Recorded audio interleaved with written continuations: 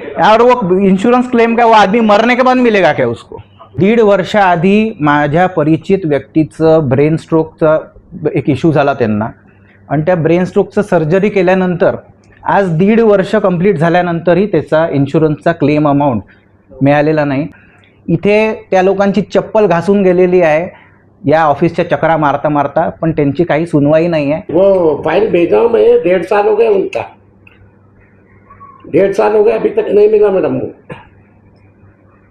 हाँ जी जी, मैं आपको भेजता हूँ फाइल नंबर वगैरह. सर मुझे अधिकारी से बात करना है, किसके पास फाइल पेंडिंग है? अब अपने को भी मालूम नहीं. नहीं सर, वो ऐसा नहीं होगा सर. 1.5 साल बाद ऐसे नहीं होगा.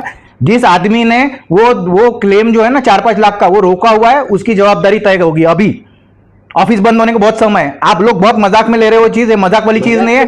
The family is getting suffered. 10 lakh रुपए का खर्चा होने के बाद उसको 1.5 साल तक उसका इंश्योरेंस का अमाउंट नहीं मिलना. The family is getting suffered, ये नहीं होगा. वो अधिकारी को मैं तवे पे बिठाऊंगा गरम.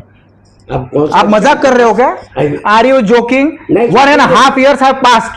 हे असे उडवाउडीचे उत्तर तर नाही चालणार. ज्या अधिकाऱ्याकडे फाईल आहे त्या अधिकाऱ्याचं मला नाव सांगा, मी माझ्या मोबाईलनी त्याला फोन लावेल. नाव माहिती आहे. मला खड्ड्यात गेला ना सर सगळं.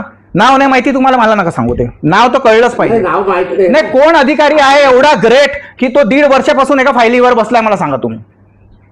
अरे त्या तो जो माणूस ज्याला तो ब्रेन स्ट्रोक झाला त्या माणसाला 10 आणि 20 हजार रुपये प्रत्येक महिन्याला खर्च लागतोय, तो वेगळा. त्या माणसाचे 1.5 वर्षापासून इन्शुरन्सचे क्लेमचे पैसे तुम्ही दिलेले नाही आहे. हे लाज वाटायला पाहिजे गोष्टी. कोण अधिकारी आहेत? कोणी अधिकार दिला त्यांना? What are your rules? As per the rules you have to pay within 90 days.